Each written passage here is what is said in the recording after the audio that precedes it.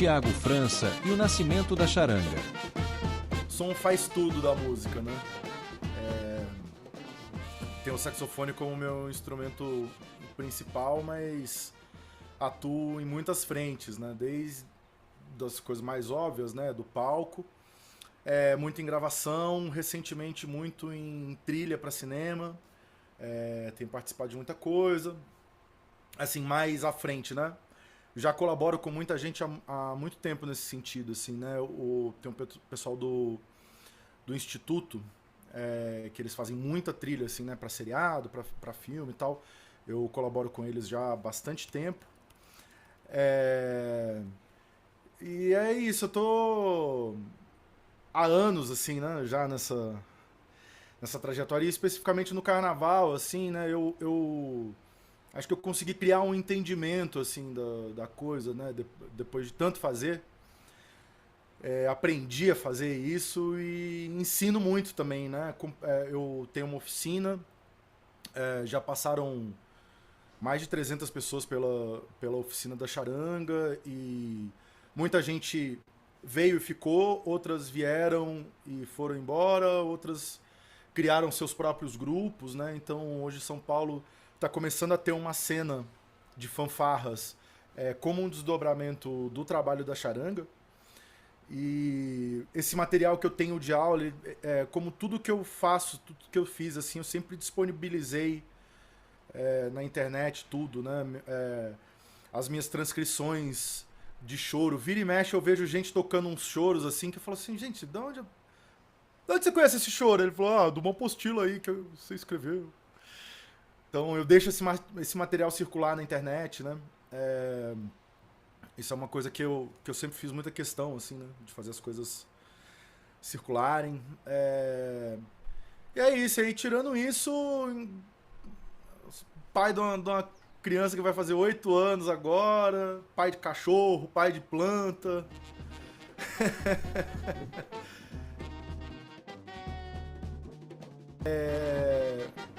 Em 2004, eu tinha acabado de voltar do meu vai e vem. Eu sou mineiro, vim para São Paulo, voltei para Belo Horizonte, voltei para São Paulo. E aí desde 2004 estou aqui direto. Em 2004 eu trabalhava com o Quinteto Branco e Preto aqui em São Paulo, né? Que era um grupo de samba que marcou muito esse momento, assim, né? de uma renovação do samba e tal.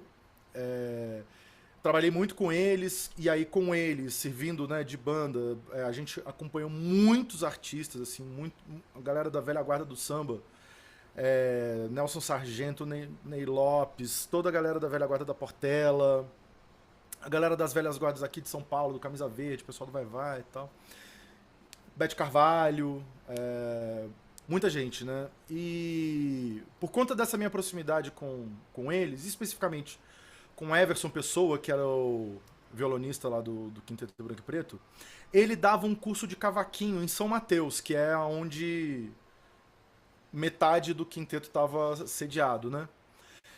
E eu colava lá pra ficar ajudando ele e tal, e passando umas coisas pra galera e tal. E aí começou um papo de tipo, pô, tem um pessoalzinho aí que toca um sax, tem uma menina que toca uma flauta, pode vir? Pode. E aí a gente meio que junto, a gente construiu a Orquestra Samba Choro de São Mateus, que já era um experimento de grupo grande para tocar um repertório de música brasileira. Num formato que não é um formato clássico de big band. E o formato clássico que eu digo, não, tanto na formação, né, quanto também nas estruturas de arranjo, no tipo de condução, no repertório, como as coisas todas se desdobravam e tal. Então essa foi uma primeira experiência, porque a minha chegada lá aglutinou muita gente de sopro. Então a gente foi uma primeira experiência de reger um grupo de sopros, né? Era um grupo que chegou a ter quase 40 pessoas, entre percussão, cordas e sopros, né? Eu acho que assim, no auge ali desse momento, assim, uns 15, 16 sopros mais ou menos, né? Então, esse foi um momento muito importante, assim, foi um momento marcante porque foi um momento que eu pude experimentar muitas coisas, testei muitas coisas, eu me deparei com muitas dúvidas e a partir dessas dúvidas, né, o professor aprende demais com os alunos, né? A partir das dúvidas que iam surgindo para mim, eu fui estudando e fui entendendo muito mais as coisas que estavam acontecendo e tal. É, Aí corta pra 2013, depois de uma temporada longa acompanhando o Criolo, né, com o disco na orelha, que foi um boom aqui, né? O Metá Metá que não teve um alcance tão grande de público, mas teve um reconhecimento muito grande e que também teve uma demanda muito grande nesse momento, assim, numa escala menor, mas a gente tocava muito também. Num momento de experimentação extrema, assim, né? De tudo. Era tudo. Tinha, assim, até hoje, cara. Até hoje é um negócio curioso, assim, né? Mas até hoje, por exemplo, o disco O Metal Metal, tem gente que ouve e não sabe cadê o saxofone ali. Porque era tanta coisa, era tanta experiência sonora, pedal, era tanto manuseio do som. E a ideia era não parecer um saxofone tradicional, que as pessoas achavam que era tudo guitarra, que era teclado e tal. Então, depois desse momento dessa experimentação, né, e dessa reinvenção sonora, bateu aquela saudade de, putz, mas e tocar um samba, e tocar um choro, né? Sair de casa sem carregar um monte de equipamento. E aí, assim, teve um fato curioso que eu tava na oficina do meu luthier, o cara que conserta meu saxofone desde de que eu comecei a tocar saxofone lá em 1990. E ele falou assim, cara, experimenta esse sax alto aqui, que era um instrumento que eu não tô. Eu tive um sax alto, foi meu primeiro instrumento durante uns 2, 3 anos, depois eu já migrei pro tenor. E aí ele falou assim, mano, tem um moleque aí, a mãe tá querendo ver se compra pra ele e tal. Dá uma tocada aí pra ele ver qual é que é do instrumento, dá uma. Né, dá um direcionamento pra ele. Aí ele tinha lá uns 3, 4 saxofones assim, eu fui tocando e fui explicando pra ele. Falei, olha, saxofone aqui é um saxofone mais novo, ele não tem uma sonoridade tão bonita, mas ele é bom de afinação. Então aquelas coisas assim, né? Dá um. Explicar pra ele a característica ali dos instrumentos. E aí esse saxofone que eu peguei, que é um com, que eu corri atrás, assim, ele já passou dos 100 anos com certeza. Eu não tenho uma noção exata, assim, talvez, porque eu já vi duplicidade de informação, mas assim, entre 115 e 120 anos de idade tem esse instrumento. Eu toquei esse instrumento ali na frente dele e eu me apaixonei de cara, assim, me deu um frio na barriga. A hora que eu comecei a tocar um instrumento, de falar assim, cara, esse é o som de sax alto que eu ouço nos discos que eu gosto, nos discos do Paulo Moura, nos discos do Abel Ferreira, do Luiz Americano. Os caras que tocavam sax alto, que tinham essa sonoridade que eu gostava, né, dentro da música brasileira. Então foi uma identificação imediata. Então a charanga, na verdade, ela começou por causa desse instrumento. E aí eu falei assim, bom, eu vou comprar esse instrumento, ele é meu. E aí agora eu vou pensar o que eu vou fazer com isso. Então foram juntando muitas coisas, assim, né? Foi juntando a vontade de desbravar um instrumento novo, né? Porque o saxofone, apesar dele ser a família, né? Na mão ele é igual, você toca igual todos os saxofones. E você fala assim, qual que é a diferença? Eles têm os timbres diferentes, estão em regiões diferentes. Mas isso meio que gera assim, é como se cada instrumento desse fosse um idioma diferente. Porque a região, ela te proporciona fazer coisas diferentes, estar em partes diferentes da música, né? Ocupar certos lugares dentro do som. Então, eu ia desbravar um instrumento novo, com essa vontade de voltar a uma sonoridade mais crua, mais limpa, né? sem tantas alterações e tal. Tendo vivido essa experiência de um grupo grande, de trabalhar um repertório de música brasileira, né, já com uma experiência, e com uma experiência de trabalhar no carnaval como músico de sopro, que eu sempre fui. E sempre toquei, sempre fiz carnaval, baile de carnaval, né, tanto em Belo Horizonte quanto aqui. O primeiro carnaval que eu toquei na minha vida foi em 96, de brincadeira. Depois, em 2001, foi o meu primeiro cachê de carnaval, subindo num palco, fazendo um baile de carnaval. E de 96 pra cá eu nunca parei. Sempre, de algum jeito, era carnaval, eu tava lá com o saxofone e eu ia tocar, eu ia procurar alguma coisa pra fazer, nem que fosse mais informal. Então foi uma junção de tudo isso, assim, né? E aí, nessa situação, na verdade, eu falei que foi 2013 nasceu a charanga. Esse instrumento caiu na minha mão em 2012. E aí, por conta dele, eu comecei a elaborar a charanga. No final de 2012, eu criei o grupo e a gente estreou em 2013. Então, a ideia... Porque assim, o que acontece? Eu trabalhava no carnaval, né? E foi um momento ali que 2013 era o primeiro ano da gestão Haddad, e começou a se discutir essa questão da ocupação do espaço público, a volta do carnaval, que nem a gente sabia, mas o carnaval de rua ele era proibido, né? Por uma portaria do AI-5, lá de 69. Então não tinha carnaval de rua em São Paulo por conta dessa proibição. E assim, num primeiro momento não fazia muito sentido pra mim essa história de ir pra rua, porque eu pensei assim, falei assim, se a gente toca, se a gente trabalha e ganha um cachê bom à noite, tocando nos clubes, tocando nos bares que a gente toca, que eu vou caçar de ir tocar no meio da rua? Gastar dinheiro ainda pra tocar no meio da rua, né?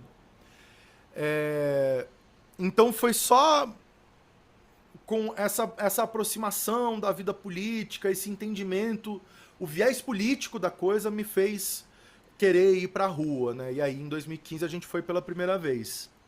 Então assim, isso é mais ou menos um panorama de como começou a charanga. E o espetacular foi pelo seguinte, eu sou atleticano e nessa minha segunda estada em Belo Horizonte, eu frequentei quase que semanalmente o Mineirão. E eu, como bom primo mais velho, eu levava os primos mais novos e tal. E era uma farra ir pro Mineirão. Às vezes eu ia com os amigos e tal. E quando eu não tava com eles, que é os primos menor de idade, aquela coisa toda, a gente ficava num lugar mais...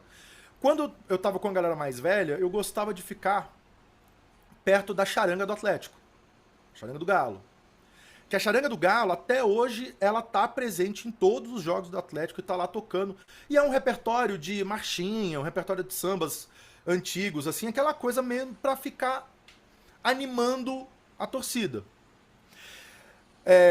Até uma vez eu tentei ir lá, eu levei o instrumento e fui lá tocar com eles lá, e fui super mal recebido lá, os velhos meio desconfiados, achando que eu queria... Porque depois eu descobri que eles ganham uma querelinha lá pra poder tocar e tal, eles vão falar assim, não, sai daqui, não é assim não, chega tocando, não sei o que e tal. E eu, não, eu só quero ajudar o time. Os caras, não, sai daqui, moleque, não sei o que, fui super... E aí depois eu entendi, assim, que rolou uma ciumeira ali de não deixar tocar e tal. Mas era isso, é porque tinha essa coisa, assim, da rua. E o som funcionava, né, no estádio, só percussão e sopro.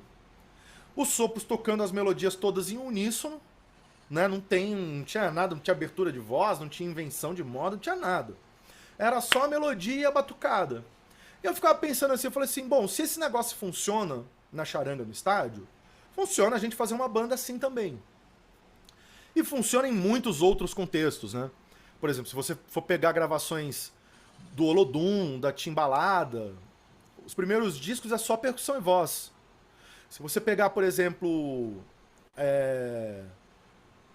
Maracatu, né, ali da Zona da Mata e tal, as coisas que eu conheci através do Ciba.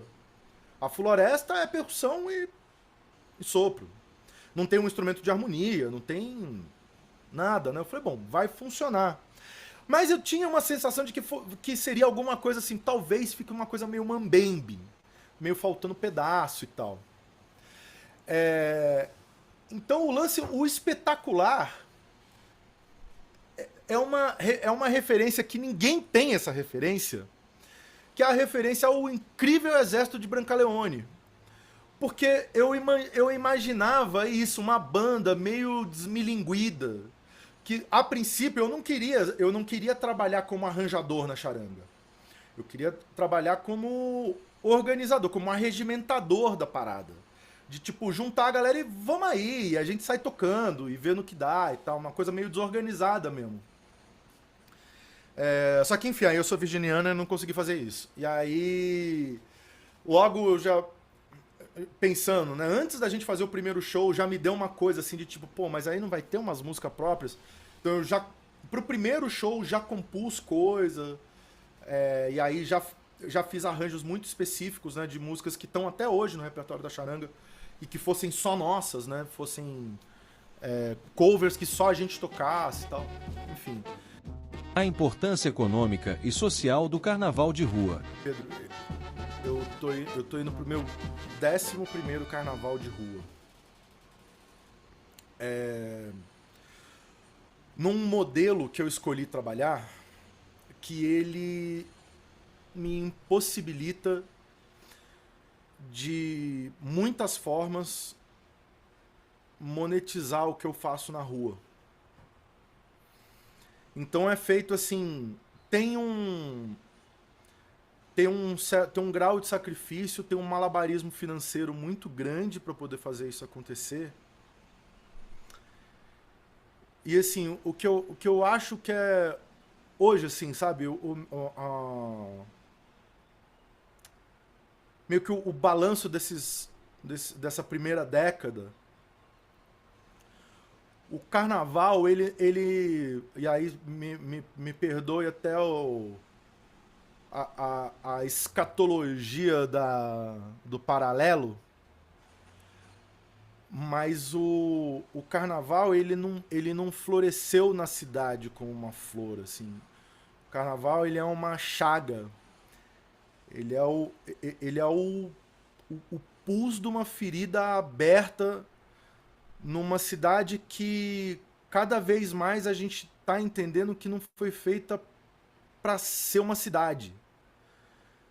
É uma cidade que ela não ela atende uma planilha de Excel e ela não atende nenhum ser humano que mora aqui. Ninguém se sente contemplado com nada. Então o carnaval ele rasga a carne da cidade. Ele é um problema. Ele é um conflito. Ele não é uma festa.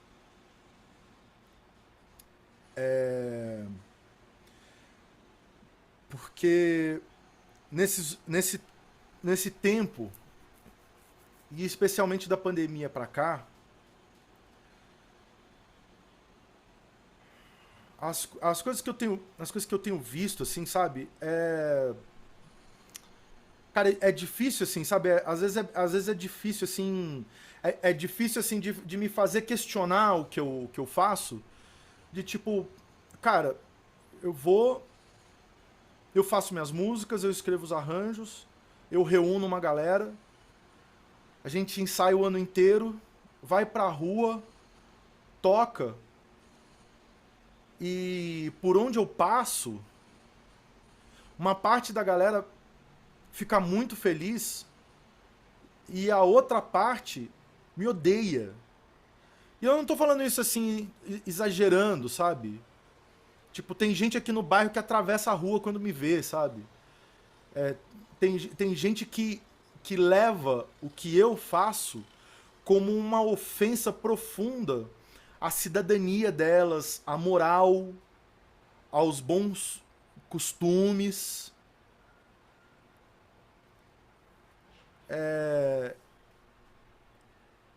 é muito difícil, cara. É difícil. Não é uma coisa assim apaziguada, sabe? É uma luta que as pessoas não veem, né, durante o ano todo.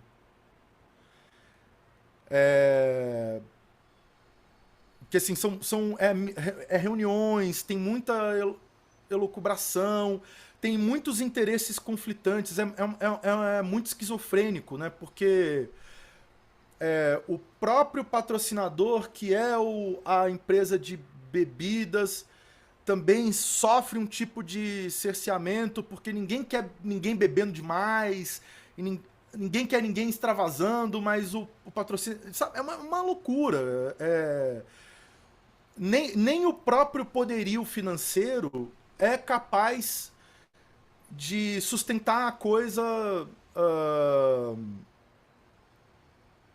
em paz, sabe? O carnaval, o ano passado, movimentou 8 bilhões de reais. Assim, tem umas contas, assim, tem umas matemáticas e tal, tipo... os 3 eventos que mais geram dinheiro pra cidade: Carnaval, Parada Gay e Fórmula 1.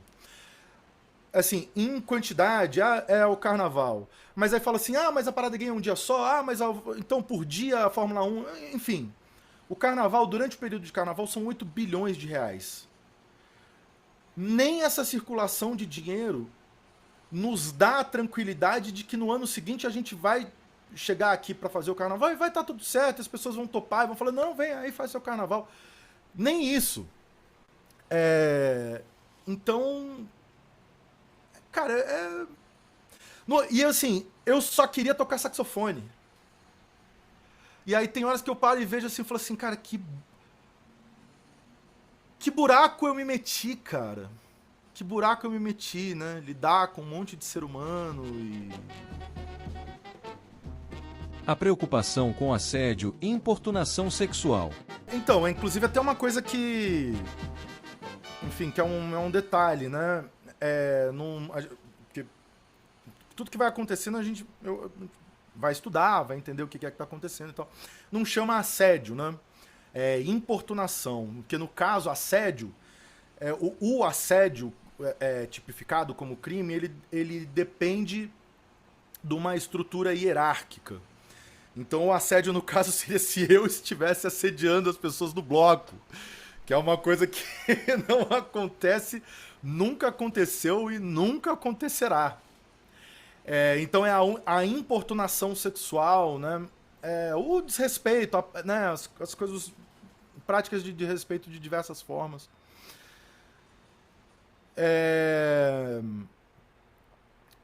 Então, isso também, cara, isso também vai mudando e a gente vai aprendendo e assim, eu acho, assim, no olhômetro, assim, a charanga tá, desde que começou, mais ou menos, entre o 3º e 4º ciclo de pessoas que, né, presentes, assim.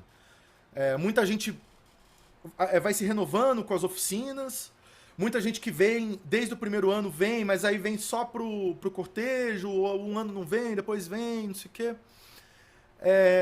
Então, assim, momentos diferentes, grupos diferentes demandam dinâmicas diferentes, né, resultados diferentes. Então, assim, basicamente, da minha parte, né, desde sempre o que eu faço é ter a escuta aberta com as mulheres do bloco, né? A gente tem uma parte considerável de mulheres na direção do bloco, porque apesar de que na banda, né, no time dos professores que rege o bloco musicalmente, a gente tem só a ST, toda a equipe de produção desde sempre é formada por mulheres e tal. Então tem essa preocupação, tem esse canal aberto com elas, com o pessoal que, né, que passa pelo bloco. E a gente tenta lidar sempre da melhor forma possível, né, estudar, pedir aconselhamento para pessoas de fora também, né? Mas assim, o que aconteceu é que... cara, eu acho até assim, né, como eu falo ostensivamente, né? Inclusive a gente criou um sistema que a única prova de entrada que tem pra charanga é passar por uma conversa inicial, né, onde acontece esse alinhamento, onde a gente fala de todas essas práticas. A pessoa não precisa saber tocar uma nota, ela só precisa passar por esse dia e estar ciente e alinhada com isso, né? Nesses 11 anos, quer dizer, minto, né? Pensando assim, nos 9 anos, nos 9 ciclos de oficina, porque a partir da oficina o bloco começa a existir como bloco mesmo, ter um corpo, e não ser só um evento pontual no ano. Desses 9 cortejos da oficina, 2 caras só foram tirados. É isso, de ouvir a dor das vítimas e virar para essas pessoas e falar assim, olha, vocês estão convidados a não voltar mais, então vocês não são mais bem-vindos, assim. E aí, óbvio, no meio do caminho também, trocar ideia pontual com uma pessoa ou outra, né? As oficinas musicais da charanga. As oficinas, elas acontecem quinzenalmente e hoje elas são divididas entre uma parte de sopro e a parte de percussão. Eu cuido da parte de percussão, a Esther Araújo e o Samba Sam cuidam da parte da batucada. Eu cuido dos sopros, né? E aí a gente tem os momentos separados e os momentos juntos. E basicamente, assim, não é exatamente uma aula, até porque é um grupo muito grande e muito diverso de instrumentos e de pessoas em níveis né, de proficiência diferentes. Então, a charanga, ela é muito funcional, ela é muito objetiva, que é a gente trabalhar para o cortejo da segunda-feira de carnaval. Então, funciona como um grande ensaio. Então, assim, não... eu tenho ao mesmo tempo clarinete, flauta, sax alto, barítono, tenor, soprano, trompete, trombone, tuba, todo mundo junto.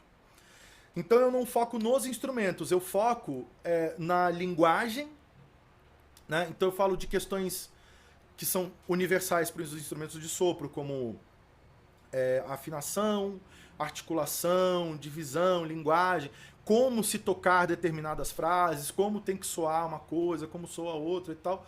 E focar nisso, focar no ensaio mesmo, a gente tocar as músicas para aprender as músicas e não é uma aula onde eu falo do instrumento, ou tem uma... Assim, por exemplo, coisas de teoria musical, tem lampejos disso ao longo do ano, mas não tem um foco de...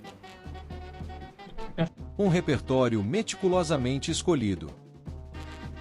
Cara, assim, uma coisa que eu acho que é importante dizer que antes da charanga ir pra rua pela primeira vez, eu fiz 20 carnavais, né? Ou 15, se preferir levar a coisa ao pé da letra do profissionalismo. Então, assim, eu conheci muitos blocos, muitas bandas e tal, e ao longo do tempo eu fui meio que tirando uma média do que eu achava legal, o que eu não achava, o que eu achava que faltava. Então, basicamente, como eu tenho essa ligação muito forte com o samba, e uma coisa que eu sentia que faltava, que eu não via muito no carnaval, era um bloco tocando samba. Então, o primeiro ano tinha um repertório mais voltado para sambas clássicos, assim, e marchinhas de carnaval. E aí, cara, por esse entendimento político, a gente vai entendendo também qual é o recado que vai sendo dado com o repertório do carnaval. E aí, de repente, chegar e falar assim... alguém virar pra mim e falar assim... isso mesmo, tem que tocar samba, tem que tocar essas porcarias, esses funk, esses não sei o que lá. Aí eu já falo assim... galera tá entendendo errado, então peraí. Então vai ter funk também. Precisa ter outras... né? Então, por exemplo, dando um exemplo assim, né? Tem uma música que entrou no repertório do bloco, que é o I Want to Break Free, né? Do Queen. E entrou no repertório por causa daquela polêmica do filme do Fred Mercury, que a galera tava saindo revoltada do cinema. Mas como assim o Fred Mercury é gay? Não é possível! Eles estão querendo... a lacração! E não sei o que e tal. Então tem uma coisa assim meio... Tem uma coisa até que autoimune de dizer assim, falou assim, pô, o cara que tá revoltado com o Fred Mercury ser gay, como eu faço pra afastar ele do bloco? Eu vou tocar uma música do Fred Mercury, então. O cara que acha que funk não é música, eu não quero esse cara aqui. Como que eu faço? Então, vou tocar um funk. Então, assim, vai meio que sendo lapidado um pouco por isso. Óbvio, tem a parte autoral, né? Que aí eu vou criando coisas também específicas, pensando no carnaval, né? Em como isso vai ser recebido na rua, momentos que eu acho que precisam ser criados e tal. E também, assim, coisas que, por exemplo, há um tempo eu disse um dia numa oficina, eu falei assim, não, gente, se vocês quiserem tocar Tim Maia, vocês montem um bloco pra tocar Tim Maia. Na charanga não vai ter. Não era a proposta. Só que a charanga teve um crescimento exponencial tão grande que teve que dar uma mudada no repertório, porque o que acontece? Quando a gente estava ali no meio da rua, com 20 mil pessoas em volta, e a gente tocava uma música que não era tão conhecida assim, que o pessoal não sabia direito a letra, dava aquela barrigada, a energia ia lá embaixo, parecia que o público engolia a gente. Então a gente passou a depender também de certas músicas que são muito conhecidas e que fazem a galera cantar, porque eu preciso da galera engajada cantando o tempo inteiro. Senão, a galera engole assim, e de repente você para de ouvir a gente. Né? Então o repertório tem todas essas facetas, assim, e eu acho que, assim, como um bloco paulistano, eu acho coerente que seja um grande apanhado de tudo que acontece no Brasil. Né? Sambas clássicos, samba enredo, marchinhas, música pop em ritmo de marchinha, o axé, né? A música da Bahia, que a Bahia né? O Nordeste é uma influência, né? É um pilar, né? da cultura paulistana, né? Que o paulistano negou durante muito tempo, né? Tem uma parcela de xenofobia, então eu acho justo a gente trabalhar esse repertório também. Músicas de São Paulo, tocar Trem das 11, né?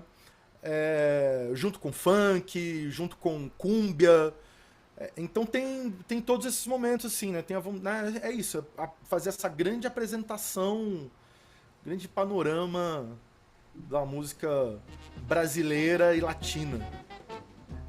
Um convite para você cair na folia. Desde sempre, e assim será, toda segunda-feira de carnaval, às 9 horas da manhã, na Santa Cecília, cortejo oficial da charanga. No pós-carnaval, no sábado seguinte, também às 9 horas da manhã, na Praça Monteiro Lobato, a charanguinha, que é o momento da gente apresentar o carnaval para as crianças. E aí, no mais, são muitas atividades entre a banda e o bloco, e aí só seguindo lá no Instagram para saber.